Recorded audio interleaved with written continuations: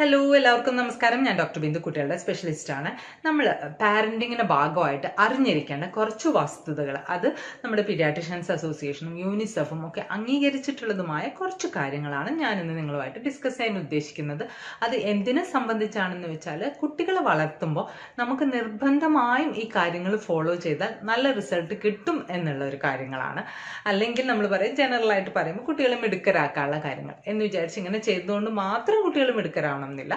പക്ഷെ ഇത് നിങ്ങളുടെ കുട്ടികളിൽ ഒരു പോസിറ്റീവ് ഇമ്പാക്റ്റ് തീർച്ചയായിട്ടും ഉണ്ടാക്കുന്നുള്ള കാര്യം, അതാണ് നമ്മൾ പറയുന്നത് പ്ലേ തെറാപ്പി അല്ലെങ്കിൽ കുട്ടികളുമായിട്ടുള്ള ഇന്ററാക്ഷൻസ്. അത് വളരെയധികം കുറഞ്ഞു വരുന്നു എന്നുള്ളതാണ് ഇപ്പോൾ കാണിക്കുന്നത്. അതായത് ഇപ്പൊ ന്യൂബോൺ ബേബീസ് ആണെങ്കിൽ തന്നെ നമ്മൾ മക്കൾക്ക് പാല് കൊടുക്കുന്നു, കിടത്തുന്നു, ഉറക്കുന്നു എന്നുള്ള കാര്യങ്ങൾ മാത്രമാണ് കൂടുതലും. അല്ലെങ്കിൽ കുറച്ചു നേരം അവരുമായിട്ട് ഇന്ററാക്ട് ചെയ്ത് ബാക്കി സമയത്തൊക്കെ നമ്മുടേതായിട്ട് കുറെ കാര്യങ്ങൾ ചെയ്യാണ്ടാവും. നമ്മൾ കുറച്ചുകൂടി സോഷ്യൽ മീഡിയാസിലും ഗാഡ്ജറ്റ്സിന്റെ മുകളിലും ആയി പോകുന്നു എന്നുള്ളതാണ് ചില സർവേകൾ കാണിക്കുന്നത്. അതായത് ഇപ്പൊ സമയം കിട്ടുമ്പോൾ നമ്മൾ റീൽസ് കാണുന്നു, അല്ലെങ്കിൽ ബാക്കി കാര്യങ്ങളിലേക്കൊക്കെ അത്ര നമുക്ക് ആ സമയത്ത് യൂസ്ഫുൾ അല്ലാതെ കുറച്ച് കാര്യങ്ങളിലേക്ക് പോകുന്നു എന്നുള്ളതാണ്. അപ്പൊ ഒന്നും ചെയ്യണ്ടെന്നല്ല, പക്ഷെ നമ്മൾക്ക് ഈ സമയത്തൊക്കെ എങ്ങനെ എഫക്റ്റീവായിട്ട് യൂട്ടിലൈസ് ചെയ്യാം എന്നുള്ള കാര്യമാണ് ഡിസ്കസ് ചെയ്യുന്നത്.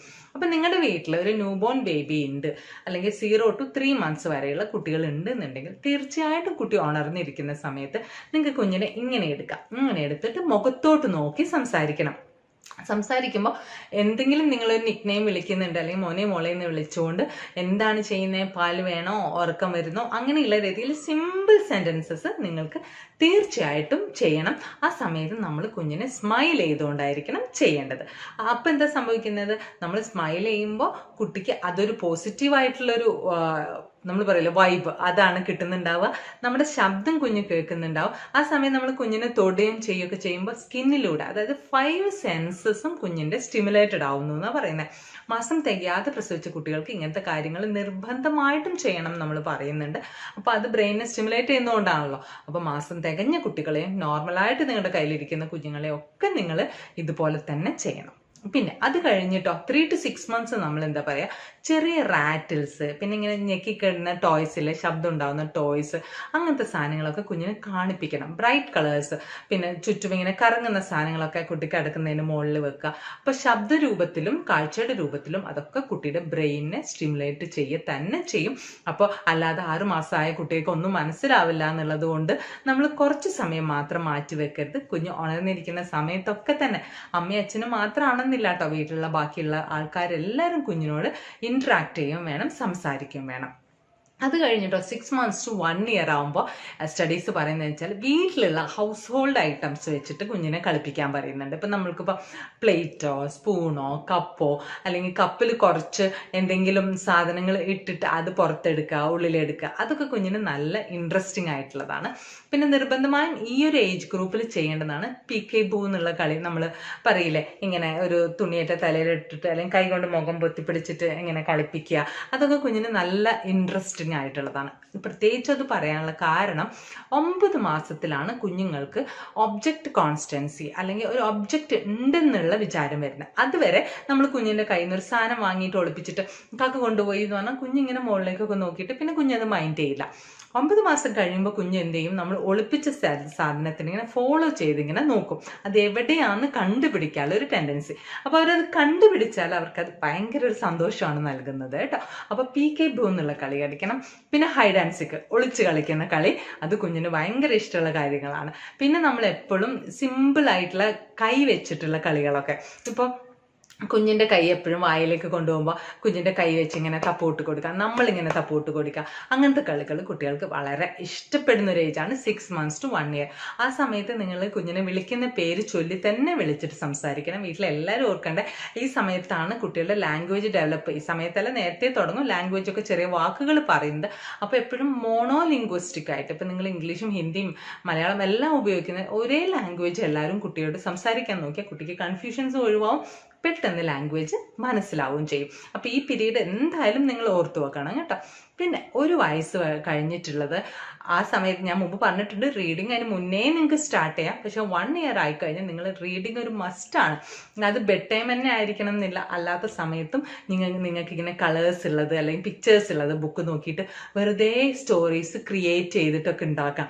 അതിലൊക്കെ ചെറിയൊരു മെസ്സേജ് ഒക്കെ ഉണ്ടാക്കി വെക്കാം. പക്ഷെ വലുതായിട്ടൊന്നും മനസ്സിലായില്ലെങ്കിലും അവർ നന്നായിട്ട് എൻജോയ് ചെയ്യും. കുട്ടികളുടെ വൊക്കാബുലറി തീർച്ചയായിട്ടും ബെറ്റർ ആവും. പക്ഷെ എന്നും സെയിം കാക്കയും പൂച്ചയുടെ കഥയല്ലാതെ മാറ്റി മാറ്റി പറയാൻ നമ്മൾ നോക്കുക. അതിന് നമ്മൾ കുറച്ചൊരു ഹോംവർക്കും കൂടിയും ചെയ്യേണ്ടി വരും.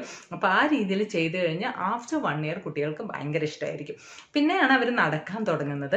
ചെറിയ നടത്ത സമയത്തൊക്കെ നമ്മുടെ മുറ്റത്ത് കൂടിയൊക്കെ നടത്താം. കുറച്ചുകൂടി കഴിയുമ്പോൾ 1.5 വയസ്സൊക്കെ കഴിയുമ്പോൾ നമ്മുടെ സ്ട്രീറ്റിലൂടെ നടവഴിയിലൂടെയൊക്കെ കുഞ്ഞിനെ കൊണ്ട് നടക്കുക. അപ്പം നമ്മൾ ബാക്കിയുള്ളവരോട് സംസാരിക്കുന്നത് കുഞ്ഞ് ശരിക്കും ശ്രദ്ധിക്കും. നമ്മൾ നാട്ടുപുറത്തൊക്കെ നമ്മളിങ്ങനെ നടക്കുമ്പോൾ ബാക്കിയുള്ളവർ സംസാരിക്കുന്നത് കുഞ്ഞ് ലിസൺ ചെയ്യും. കുഞ്ഞ് അത് നല്ല രീതിയിൽ നമ്മുടെ സ്വഭാവം കുഞ്ഞിൻ്റെ സ്വഭാവം കൂടിയും കുറച്ചുകൂടി നന്നാവാനൊക്കെ അത് ഹെൽപ്പ് ചെയ്യും.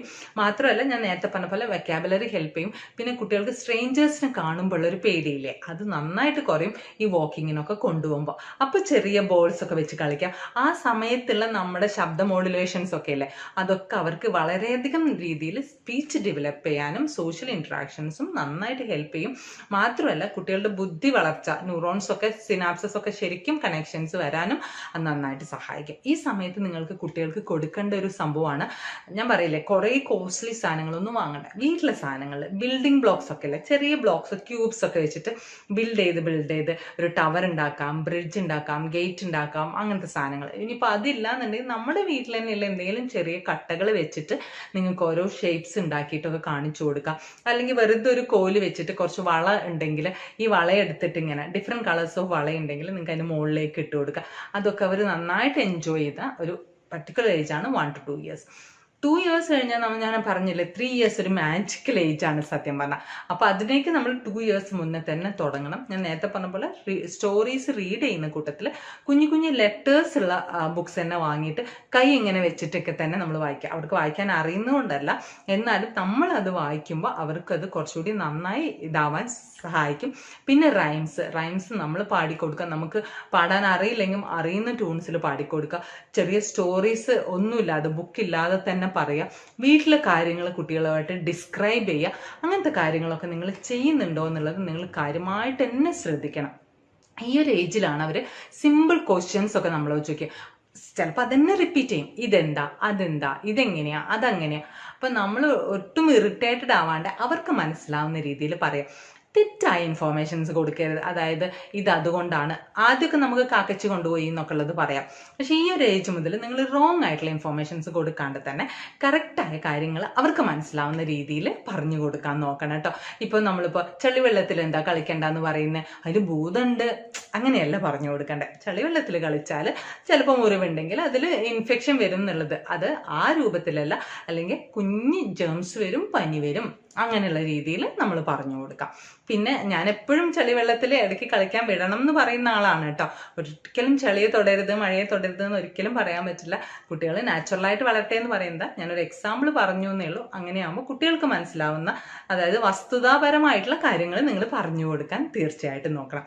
നേരെ അതുപോലെ തന്നെ നമ്മൾ അവരോട് ക്വസ്റ്റ്യൻ ചോദിക്കണം. അവർ നമ്മളോട് ഇങ്ങനെ ക്വസ്റ്റ്യൻ ചോദിക്കുന്നു, നമ്മൾ അതിന് ആൻസർ പറയുന്നു.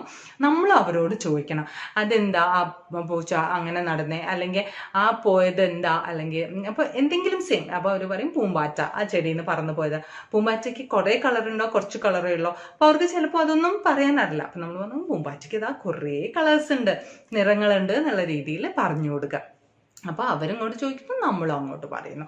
അത് ഏറ്റവും ഇമ്പോർട്ടൻ്റ് ആയിട്ട്. പിന്നെ നിങ്ങൾ അവരുടെ കൂടെ കളിക്കുമ്പോൾ ഏത് ഏജ് ആണെങ്കിലും, എസ്പെഷ്യലി ആഫ്റ്റർ 1 year, നിങ്ങൾ കുഞ്ഞിൻ്റെ കൂടെ ആഫ്റ്റർ 1 year എന്ന് വെക്കണ്ട, ആഫ്റ്റർ 6 months എന്ന് കൂട്ടിക്കോളൂ. നിങ്ങൾ കുഞ്ഞുങ്ങളുടെ കൂടെ കളിച്ചിട്ട് നിങ്ങൾ എന്തിനെങ്കിലും ആവശ്യത്തിന് പോവുക. ചിലപ്പോൾ നമുക്കൊരു ഫോൺ കോൾ വന്നു, അല്ലെങ്കിൽ നമ്മൾ നൈബർ ആരെങ്കിലും വന്നു, കിച്ചണിൽ എന്തെങ്കിലും ചെയ്യാൻ നമ്മൾ ഇടയ്ക്കൊന്ന് പോകാമെന്ന് വിചാരിച്ചോ.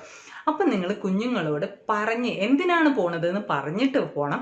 എന്നിട്ട് എപ്പോഴാണ് നിങ്ങൾ തിരിച്ചു വരിക. സപ്പോസ് ഞമ്മ ഇവിടെ ഒന്ന് പോകുന്നുണ്ട്, കുക്കറൊക്കെ ഒന്ന് ഓഫ് ചെയ്തിട്ട് വരട്ടെ, അല്ലെങ്കിൽ അത് കൂടുതൽ വെന്ത് പോവും, ഞാൻ കുറച്ച് കഴിഞ്ഞിട്ട് അവരുടെ അടുത്ത് ഞാൻ കളിക്കാൻ വരാം.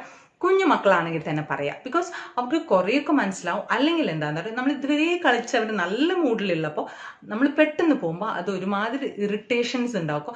പിന്നെ കുട്ടിയുടെ ഒരു അറ്റൻഷനൊന്നും നമുക്ക് കിട്ടാൻ അത്ര ബുദ്ധിമുട്ടായിരിക്കും. അപ്പോൾ നമ്മൾ അതൊരു പ്രോമിസ് പോലെയാണ് നമ്മളിങ്ങനെ വെക്കുന്നു, കുറച്ച് കഴിഞ്ഞിട്ട് നമ്മൾ വരുന്നു എന്നൊക്കെയുള്ള കാര്യം. അതൊന്നും നിങ്ങൾ ട്രൈ ചെയ്യൂ. നല്ല പോസിറ്റീവ് ഇമ്പാക്റ്റ് കുട്ടികൾക്ക് ഉണ്ടാവും.